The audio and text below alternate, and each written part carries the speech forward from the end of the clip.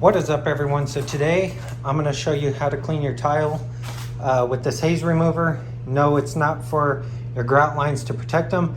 It's to remove the haze that was left over from your grout when you grouted the tile. So we're going to look at, something that it didn't do, which was in this area, and the finished product of what it did real quick, and the supplies you're going to need to get the extra haze off of your tiles and make them look like brand new, because they are brand new when you first lay them down. And stuff like this that gets in the way, all that little crap of haze and right in here needs to go away to make your tiles look flawless because you just installed them. So let's get into the differences between the two haze removers and see which one's going to work. So for the haze removal stuff, I want to explain it to you first. So originally I got this one, right? Miracle Heavy Duty Acid Substitute. It says for granite, natural stone, engineered stone, all that stuff, right? This stuff, if you get it on your grout, it'll start eating it up and turning it gummy, okay? So if you don't have any stone style grout, like what it mentions here, I don't recommend using this. They have another one, like this one. This is Aquament non-cement grout haze remover. So they have this brand with the acid one and the non-acid. So this is the non-acid. And basically you need gloves. You always need gloves. And then I recommend using your grout box. So save the tub from the grout box or whatever it is you have to pour this stuff in. Get some type of strong bristled brush like this. Get these scrub pads. So I recommend getting these ones with the non-scratch.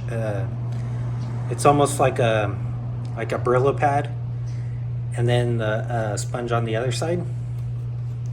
And then what you need to do is pour this stuff in a little bucket like this, so that way you can fit a brush like this in, dip it in, scrub it onto the tile. Try to avoid getting it onto the grout itself.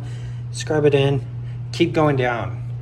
Let it dry a little bit, so let it activate itself.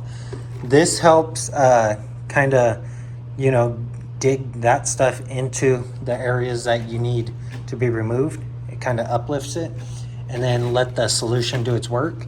And then come back over with this side, non-scratching, remember, scrub it down, to kind of break it up, and then use the sponge to kind of wipe and absorb a lot of it away. All right. Once you do that, then you can wipe it with the towel. Also, you want to carry another bucket with clean water, so that way you can rinse off your sponge and you're not just spreading this solution everywhere. Okay, so you wipe your sponge, or you soak your sponge and then squeeze it, and then you're able to use the sponge again. And then that's how you apply this stuff. And let me show you what it looks like before and after. So this is what it looked like before. As you can see, it's like sandpaper. Can't even scrape that stuff off.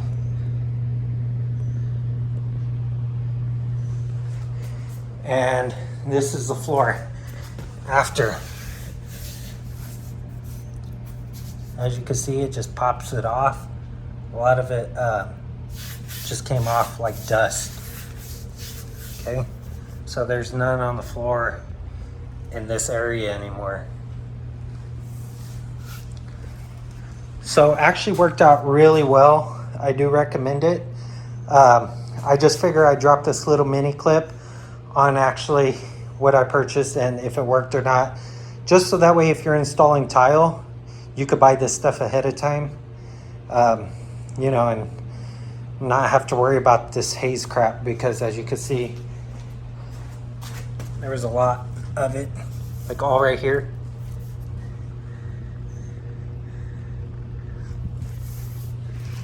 When the light hits it just right, you could see it a lot. Okay, and that's that all has to do with not wiping it down fast enough before it dried up. Because like I said, the grout itself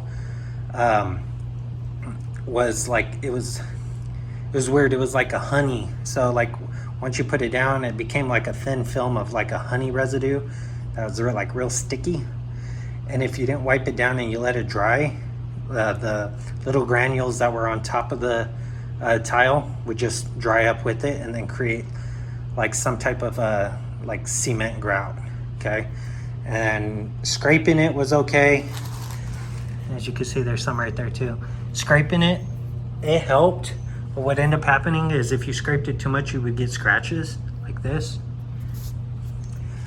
So I recommend using that haze remover, keeping it with you, or having someone, as soon as you're done grouting, having someone wipe that tile off flawlessly. Okay, which sometimes is really hard to do, just because that stuff, as you wipe it off, as you wipe off the grout on the tile, it smears and it leaves a small haze like this. So you can see it. I can't feel it, but it's still there. Okay, or like over here. Tried to scrape it off, couldn't get it off. All right, so that's just a little mini overview of this haze remover and why you should get it. Like I said, I'm not sponsored by any of these people. I just figured it's a good tip for you guys before you even start the tile, and I figured I'd post it to show you the results. We started over here and kind of did a lot of this stuff. We still have to move from here all the way this way into the kitchen and knock out these. As you can see, there's a lot right here, and right here.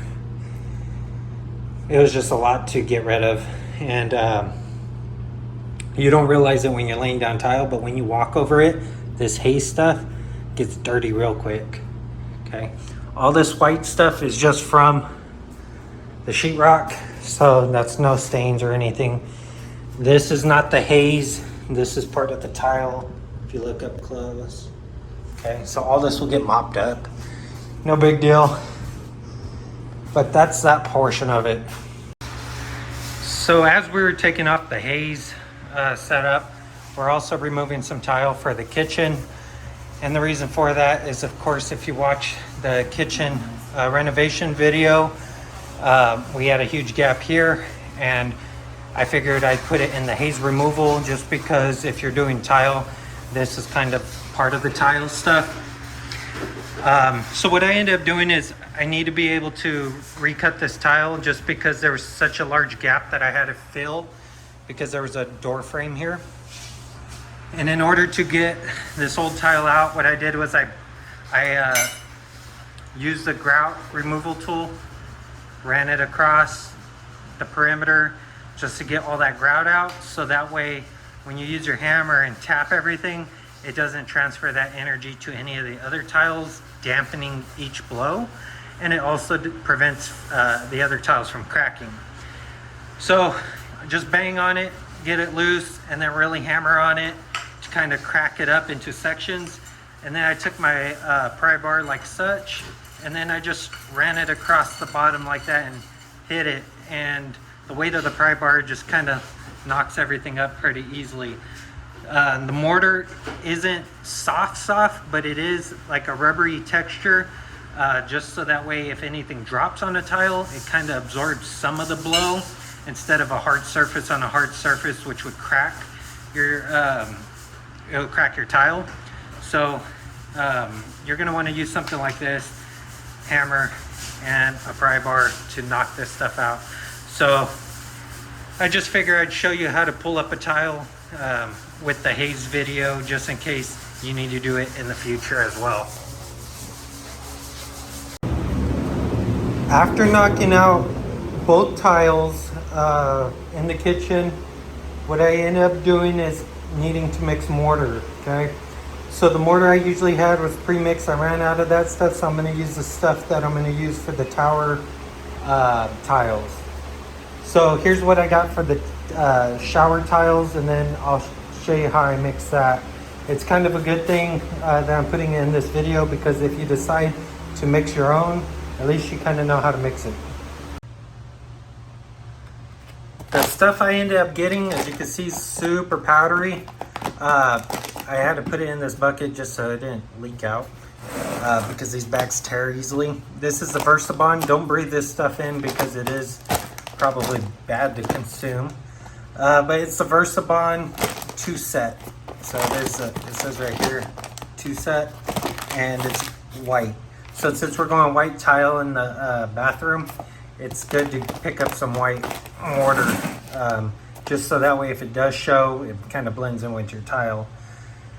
Okay, so this stuff is super powdery. It almost looks like cement powder. And then on the back it tells you how to mix it. Okay, it tells you how to mix it based on this whole bag, because they expect you to use the whole bag when you're using this stuff, just because, you know, when you do a job, you're typically going to use up a lot of this product, and then you're not going to store it, because if you were going to store it, you would have bought one that was in an enclosed container. If you're doing a one-off thing, I recommend the one in the closed container, just so you could close it and save it for later, versus this stuff, you're just going to waste it. It's about $20 a bag versus $50 a bag, but it's, even though it's double the price, at least you would have a container. If you're only using a little bit of this stuff, well, basically you're wasting maybe like 15 or 16 bucks, depending on how much you use. Okay, but me, I have a bucket. I decided I'm gonna mix this stuff, just because the stuff for the shower, they didn't have it in a tub, and the guy recommended this, so I'll try this out. So that being said, I don't know if it's any different from the flooring mortar, if it's like a water resistant or like a mildew resistant, what have you. I'm not quite sure. You mop the floor on the bottom of your tile, you know, for your flooring. I assume, you know, you're gonna splash water on it. It may get water on it. So that being said, this stuff is actually for showers, or what they say it's for showers, the sidewall and also the flooring. This is what I'm gonna use though for the flooring, to fill on those 2 tile. So what I ended up doing is pouring it into the bucket of the original tile, the Mappe tile for the floor. Okay, I don't know if this stuff is good for showers or not. As you can see, the pictures for, see, it says floors, walls, countertops, and backsplashes, but it doesn't say anything about showers. So there might be an issue if you use the flooring stuff, which I use for these tiles, on the shower. So I just got the stuff that was recommended for the shower. But as you can see, this is about how much I mixed. Okay, about that deep to do those 2, and we'll see if that's enough. You're also going to want a mixer. This is a paint mixer. It's all metal. It should work the same for your tile setup, or your mortar for your tile. So it should mix the same. Just make sure you wash it off so you can reuse this. Okay, this is like, I think 10 bucks or something like that. And we're gonna just put it in there and mix it all up. Once it gets water added to it, like I said, I'm gonna play it by ear. I'm not gonna go by the instructions, just because I'm not using the whole bag. I'm gonna make this into like a batter consistency, and we'll see how that plays out. So it does tell you that you need to run cold water, not warm. So make sure if you're running a hose and it's hot outside, make sure you let the hose run a little bit, just to get all that hot water out. And then once you mix this stuff, so once you add water and you start mixing it, it says to let it sit to get it a thicker consistency for 5 to 15 minutes, depending on how much water you added. All I did was just mist some water in there. As you can see, it's not too much. And then now I'm gonna mix it like such to get it like a batter consistency.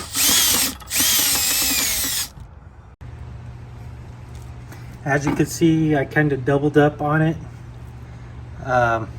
Doubled up on the water input, and that fast it kind of is a little bit runny, so that's not good. There's two ways to fix this if it's too runny. What you can do, like let me show you how runny it is.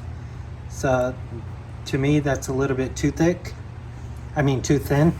It's a little bit too thin compared to the other stuff, the Mape stuff that was for the floor.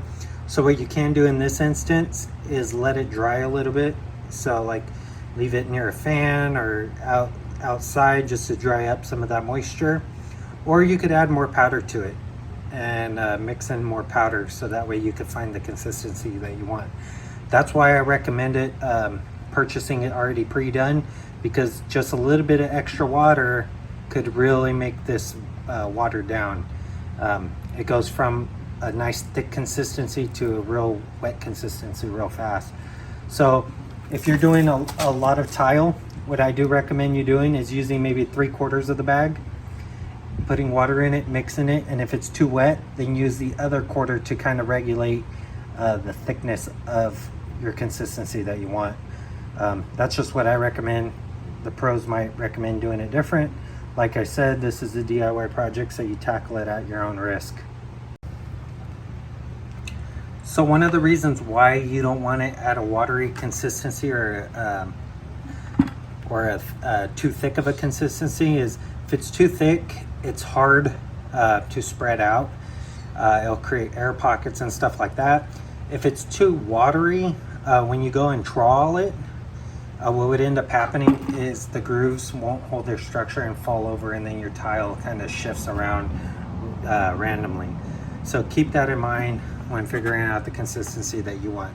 As you can see, I wiped my hand in, or my finger in there, and it's still retaining its structure, but I want it a little bit thicker based on the Mape consistency that I'm used to using.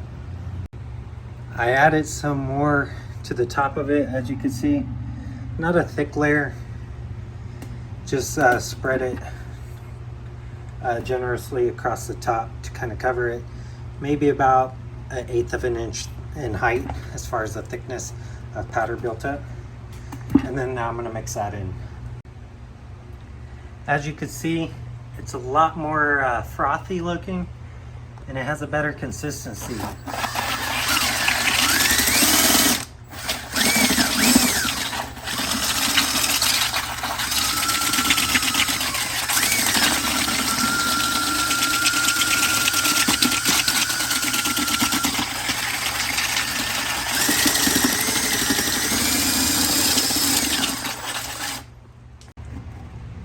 So I think this is pretty good as far as the consistency is concerned. As you can see, none of it's flinging off my thing, so I really give it a little bit more power on the drill. That being said, you want to make sure you hold this in the chuck because it will slide out. But it should have some type of suction to it. When you kind of push this thing into it, it should have some type of grip, because that's what's going to hold your tile in place. And if it just kind of allows this thing to move around freely and not like hold it like how clay, like a clay suction would be, like if you have a consistency of clay mixed with water, or like mud, it should feel similar in consistencies. Okay, so yeah, compare it to like mud, and that'll kind of give you a general idea of what this final product should feel like. Okay, like I said, if you want it a little bit more thicker, just let it dry out a little bit near a fan or outside, and you should be able to get a little bit thicker, because all the moisture will wick out of the material. So lastly, before we start using this stuff, it's always better to mix more than you need than not enough, because if you mix not enough, then you're going to come up short. Then you're going to have to mix more, and the consistency on the one that you laid down earlier is going to dry before you can mix and get a good consistency. So have more than what you need, just because it's easier to throw away, you know, a little bit of extra than not have enough and then have to scrape up what you already put down. Also, I have the lid for the Mape, the one for this bucket, so I could actually store it if I wanted to. I probably won't do that just because I didn't mix it all. So now let's see if we could use it. I'm gonna install these two tiles the same way I did all the other tiles. The only difference is, of course, the mortar that I'm using, and everything should be applied the same way. So some of that needs to go on the tile, and then some of it needs to be applied to each one of the floor locations, and then trowel it with the grooves, the 1/4 inch or greater grooves. They do recommend for larger tiles to use something around 3/8 or 1/2 inch for the troweling, but I already used 1/4 inch, so that's what I'm gonna have to stick with. And I think it's just because there could be so much variation in the flooring that the higher the trowel grooves are, the better it is to kind of allow it to level out, just because the larger tile spans a greater portion of the floor, which could have a lot more variance between one location and the other. So that's probably why they say it's wise to get a taller trowel. So the trowel I'm using, of course, is the same one as I've been using, and it's square cut, as you can see, the 1/4 inch square cut. I also found out that the professionals use a U-shaped trowel. So instead of square cut here, it's like a U. And when you do that, these square cut ones make it hard to seat and push down and kind of move it. And it's because you got a large contact surface up at this top piece for the ridges of your mortar.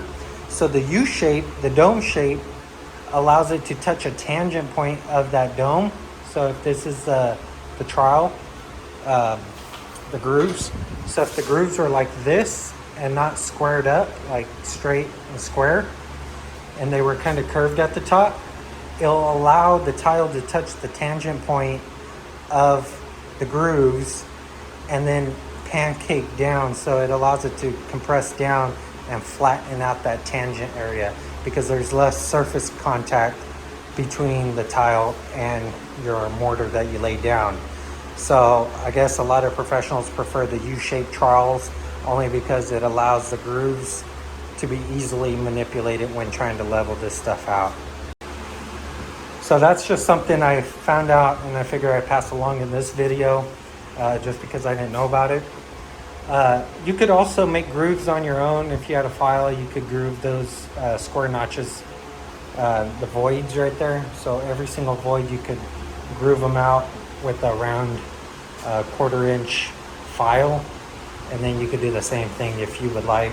I haven't had any trouble with this, but if you're a beginner and you're buying all this stuff brand new and you have the option to get the U-shaped ones, why not just make your life a little bit easier and get the U-shaped cuts.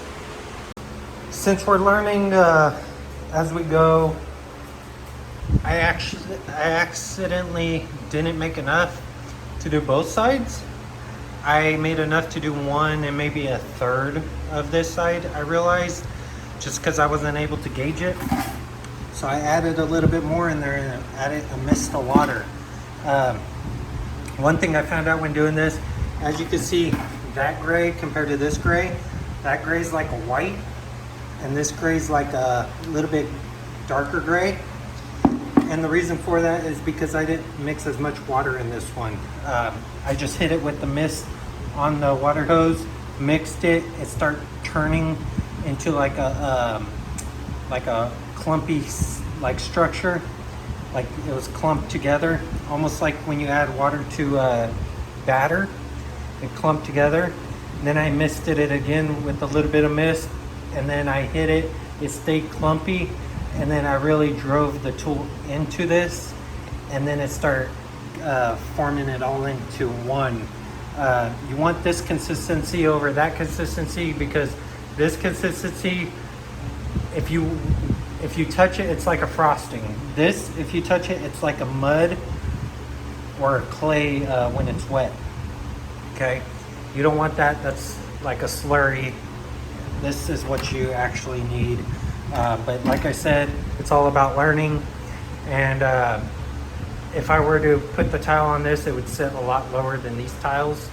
So I need to use this one to kind of lift it up a little bit. So to show you what I mean in consistencies, if I go like this, as you can see, it's already starting to dry a little bit just because the air's blowing on it. Whereas this one's like a thick mud.